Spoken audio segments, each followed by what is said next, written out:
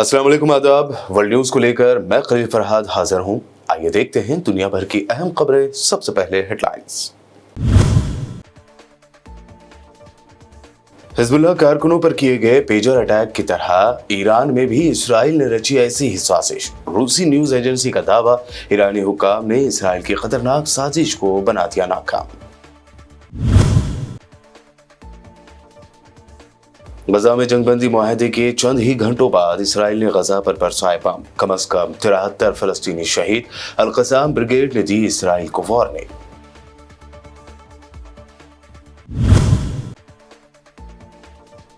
Los Angeles में लगी आग ने अमेरिकी हुक्काम को कर दिया परेशान। दूसरे इलाकों तक फैलने लगी आग। मुस्लिम कम्युनिटी आतिशज़दगी के मुतासरीन की मदद के लिए आया आगे।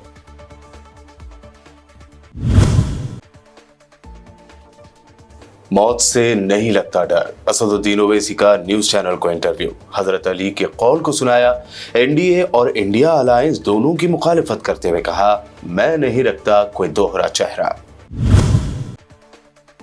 हिंदुस्तान की आजादी पर सवाल उठाने वाले संघ चीफ मोहन भागवत पर सुप्रिया श्रीनेते की कड़ी तनकीद। आवाम को दिलाया याद, गांधी जी के कत्ल के बाद सरदार पटेल ने लगाई थी आरएसएस पर पाबंदी।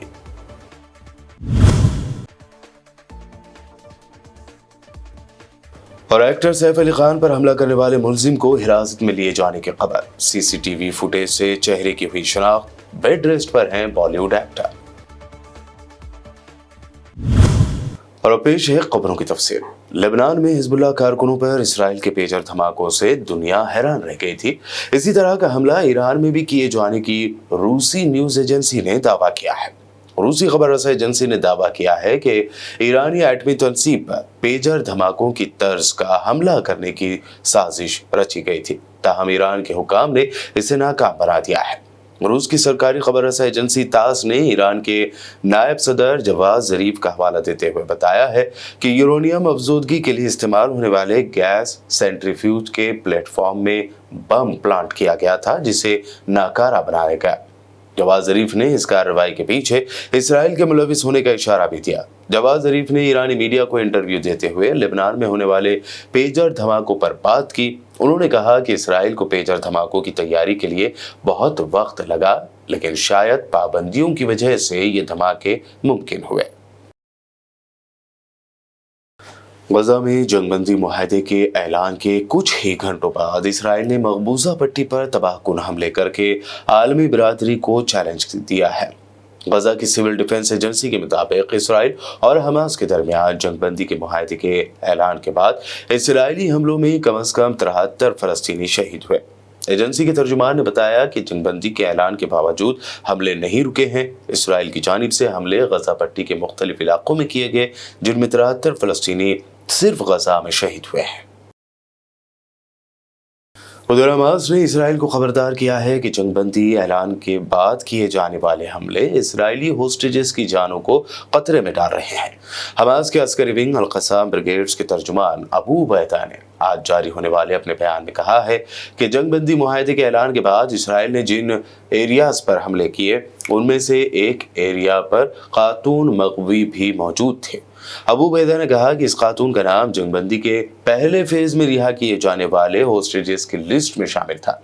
अबू उबैदा ने खातून इसराइली होस्टेज की हालत के बारे में तफसील नहीं बयान की, ताहम ये जरूर कहा कि इस मरहले पर कोई भी इसराइली हमला होस्टेजेस की आज़ादी या रिहाई को किसी अलमिया में तब्दील कर सकता है। नॉर्थ कोरिया के सदर किम जोंग उन ने अपने फौजियों को हैरत अंगेज हिदायत देते हुए यूक्रेन में जिंदा ना पकड़े जाने का हुक्म जारी कर दिया है। रूस यूक्रेन जंग में नॉर्थ कोरिया के फौजी एहलकार भी हिस्सा ले रहे हैं। नॉर्थ कोरिया ने यूक्रेन के खिलाफ रूस की जानिब से तैनात फौजियों को हुक्म जारी किया। शुमाली कोरिया के सदर किम जोंग उन ने अपनी फौज को ऑर्डर दिया है कि गिरफ्तार होने से पहले खुद को कत्ल कर दे। बता दें कि नॉर्थ कोरिया की ये फिदाई फौजी यूक्रेन के लिए बड़ा खतरा माने जा रहे हैं। साउथ अफ्रीका में पुलिस ने सोने की कान में गैर कानूनी तौर पर कानकुनी करने वालों की खाने की सप्लाई महीनों तक रोके रखी, जिससे अब तक 87 अफराद के हलाक होने की खबर है। गैर मुल्की मीडिया के मुताबिक साउथ अफ्रीका के इलाके स्टिलफोंटीन में सोने की कान से 87 अफराद की लाशें निकाली गई, जबकि 240 से ज्यादा लोगों को इंतहाई तकलीफदेह हालत में जिंदा निकालकर गैर कानूनी कानकुनी के इल्जाम में गिरफ्तार कर लिया गया है। अमेरिका के शहर लॉस एंजलिस में अमेरिकी तारीख की तबाहकुन आग 9 रोज बाद भी बेकाबू है, जबकि इस आतिशज़दगी से मरने वालों की तादाद बढ़कर 27 हो गई है। इस दौरान हुकाम ने इस आग के मजीद दूसरे इलाकों में फैलने की वार्निंग भी जारी कर दी है।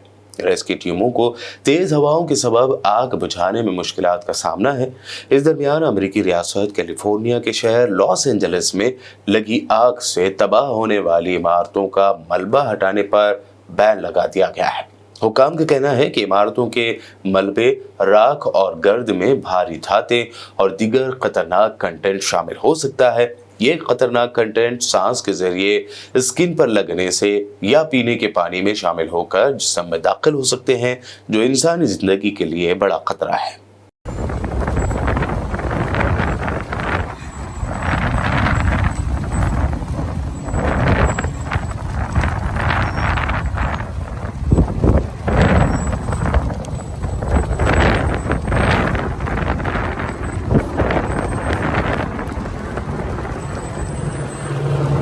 दूसरी जानिब लॉस एंजलिस में आतिशज़दगी के मुतासरीन की इमदाद के लिए अमेरिकी मुसलमान पहुंच गए हैं।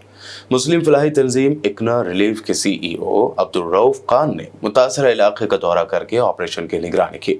अमेरिकन मीडिया के मुताबिक लॉस एंजलिस में आतिशज़दगी के मुतासरीन की इमदाद के लिए अमेरिका की सबसे बड़ी मुस्लिम फलाही तंजीम इकना रिलीफ की इमदादी कार्रवाइयाँ जारी हैं। आतिशज़दगी से सैकड़ों मकानात खाक हुए हैं, हजारों अफराद बेघर हो गए हैं। इस आतिशज़दगी में 10 से ज्यादा मुस्लिम खानदानों के मकान भी जलकर खाक हुए हैं। आपने अक्सर एक से ज्यादा शादियां करके 2 या 3 बीवियों के साथ रहने वाले शख्स के बारे में खबरें सुनी होंगी, लेकिन मिस्र के एक नौजवान ने एक साथ 3 लड़कियों से शादी करके सबको हैरान कर दिया। मिस्री नौजवान की तीनों बीवियों का नाम अस्मा, बोसी और अमीरा है, जिनका कहना है कि उन्हें इस शादी पर कोई एतराज नहीं। शादी के लिए दुल्हा ने जहां एक ही तकरीब का इनेकाद किया, वहीं तीनों दुल्हनों के उरूसी सिंगार के लिए भी एक ही सलून का इंतखाब किया गया। रिपोर्ट के मुताबिक नौजवान ने तीनों दुल्हनों को शादी के लिए राजी करने से मुताल्लिक बताया कि मेरी तीनों लड़कियों से मोहब्बत की शादी है, जिसके लिए मैंने बजाते खुद उन लड़कियों को राजी किया। अमीरा मेरी पड़ोसी और पहली मोहब्बत है, जिसके बाद मुझे बोसी और फिर आसमा से भी मोहब्बत हो गई और फिर मैंने तीनों को एक साथ शादी के लिए राजी कर लिया। इस अनोखी शादी की वीडियो सोशल मीडिया पर खूब शेयर की जा रही है, जिसमें मिस्री दुल्हा की तीनों दुल्हनों को सफेद उरूसी लिबास में देखा जा सकता है। बुलेटिन में वक्त हुआ है एक शॉर्ट ब्रेक का। जल्द लौटेंगे और देखेंगे मजीद अहम खबरें।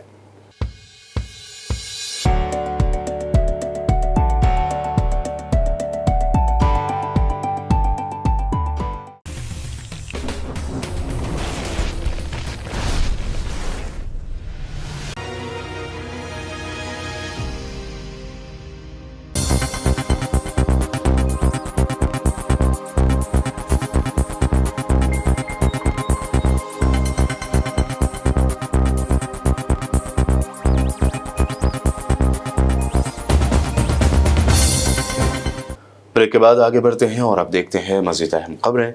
मजलिस इत्तेहादुल मुस्लिमीन के सदर और हैदराबाद रुकन पार्लियामेंट बैरिस्टर असदुद्दीन ओवैसी ने एक न्यूज़ चैनल को इंटरव्यू देते हुए NDA और इंडिया अलायंस दोनों के खिलाफ खूब तनकीद की।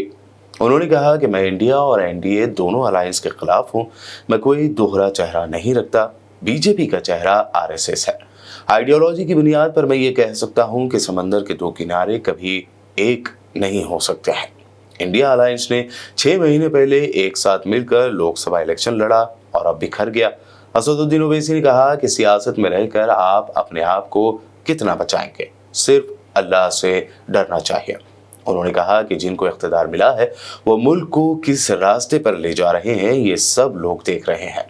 यूपी के संभल के CEO वर्दी पहनकर एक मजहबी प्रोग्राम में हिस्सा ले रहे हैं। साथ ही उन्होंने जान को खतरे के बारे में पूछे गए एक सवाल पर जवाब देते हुए कहा कि मेरी वालिदा हमें हजरत अली रज़ियल्लाहु ताला अन्हु का कौल सुनाती थी कि मौत एक ऐसा किला है, जब तक अल्लाह नहीं चाहता इस किले में कोई दाखिल नहीं हो सकता।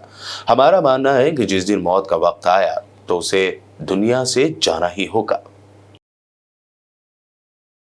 कांग्रेस तर्जुमान सुप्रिया श्रीनेते ने एक वीडियो जारी करते हुए आरएसएस और मोहन भागवत पर कड़ी तनकीद की।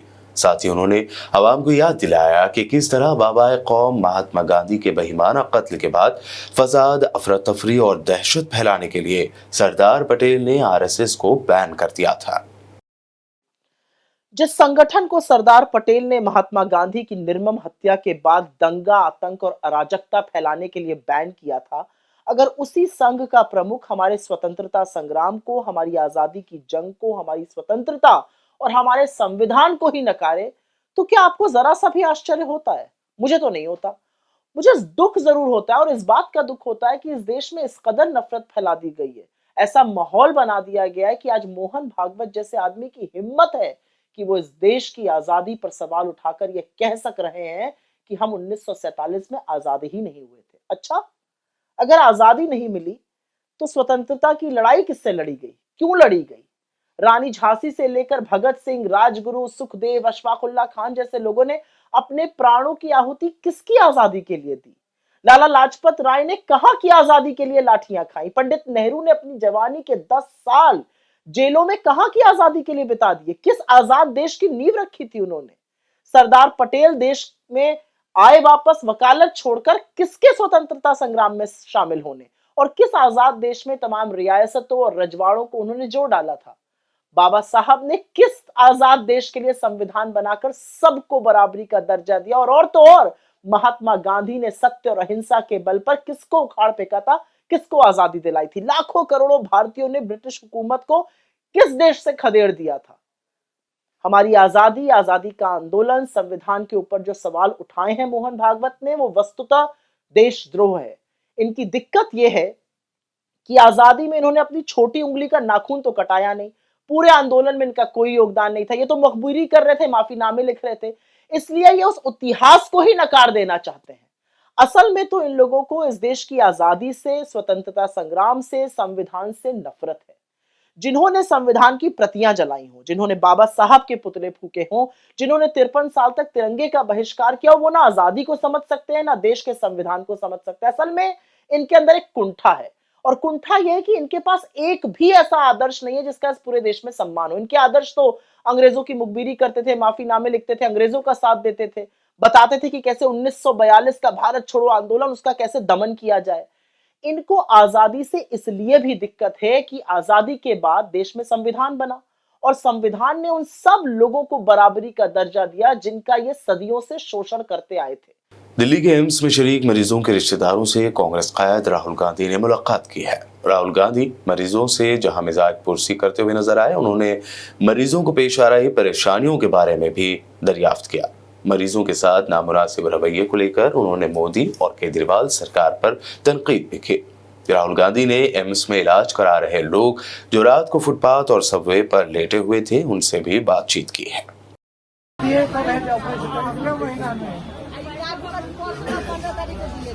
अच्छा, ये किया आपका है? हाँ, ये 8 महीने का बच्चा है। आप इनके साथ हो? नहीं नहीं, ये अलग है। हाँ। इसका देखना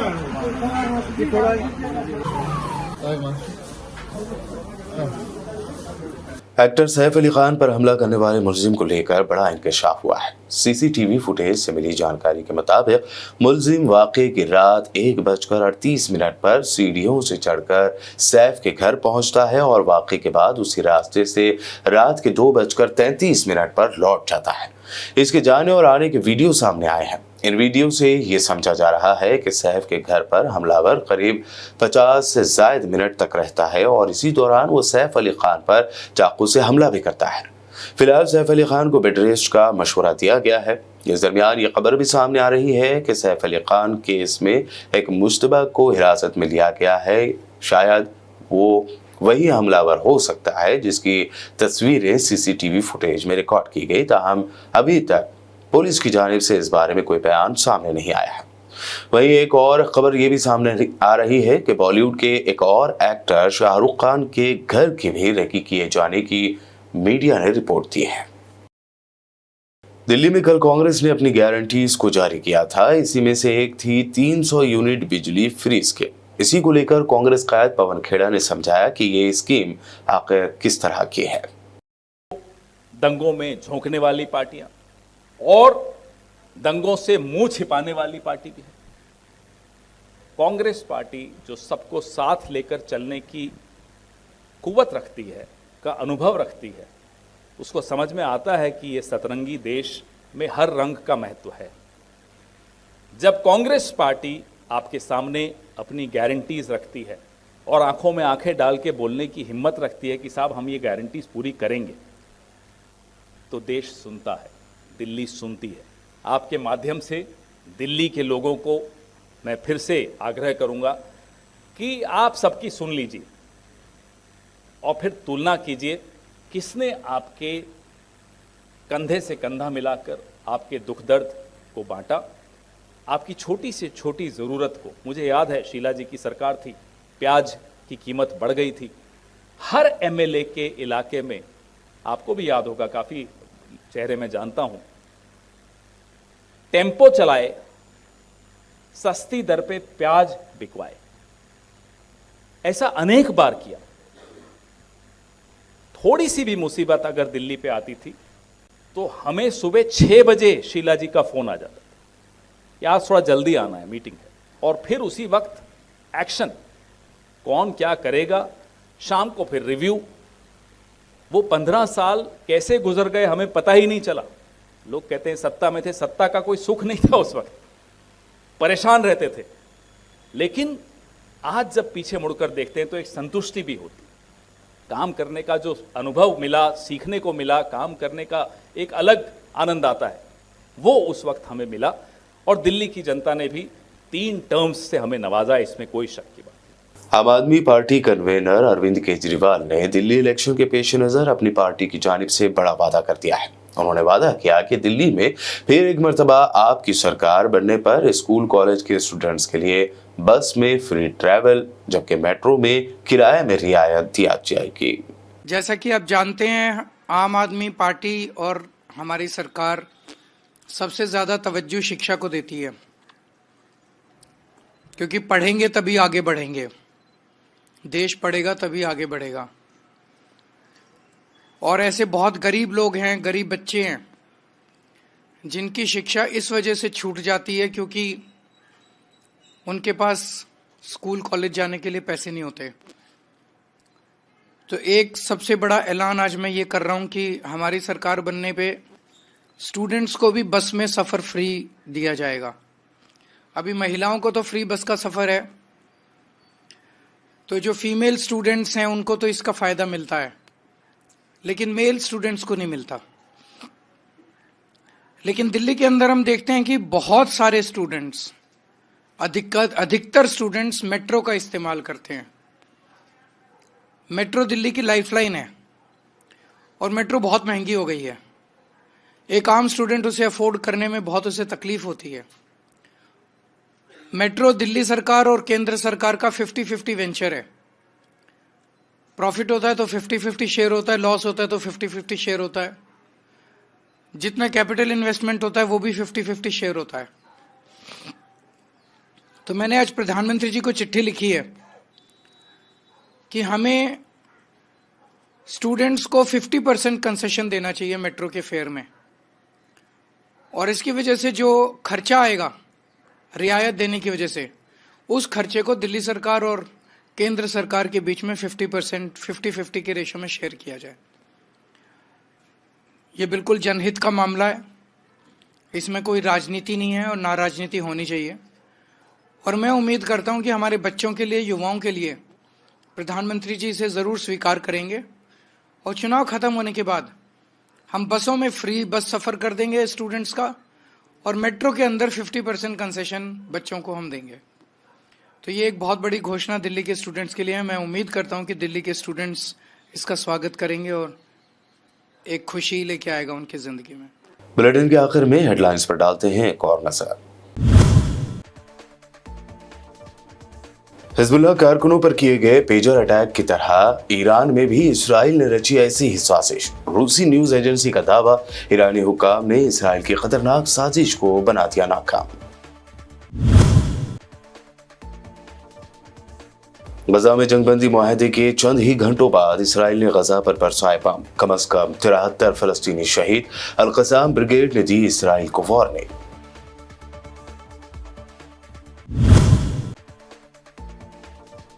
लॉस एंजलिस में लगी आग ने अमेरिकी हुक्काम को कर दिया परेशान। दूसरे इलाकों तक फैलने लगी आग। मुस्लिम कम्युनिटी आतिशज़दगी के मुतासरीन की मदद के लिए आया आगे।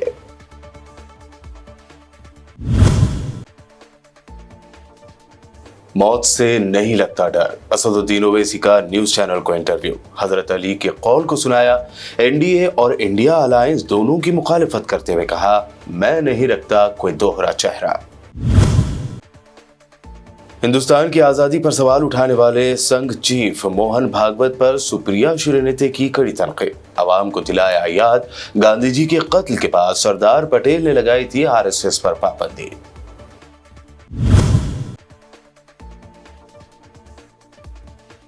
और एक्टर सैफ अली खान पर हमला करने वाले मुलजिम को हिरासत में लिए जाने की खबर। सीसीटीवी फुटेज से चेहरे की हुई शनाख्त। बेड रेस्ट पर हैं बॉलीवुड एक्टर। ये थी वर्ल्ड न्यूज में अब तक की अहम नेशनल व इंटरनेशनल न्यूज। मज़ीद ताज़ा तरीन अपडेट्स और दिलचस्प प्रोग्राम्स के लिए देखते रहिए BBN चैनल।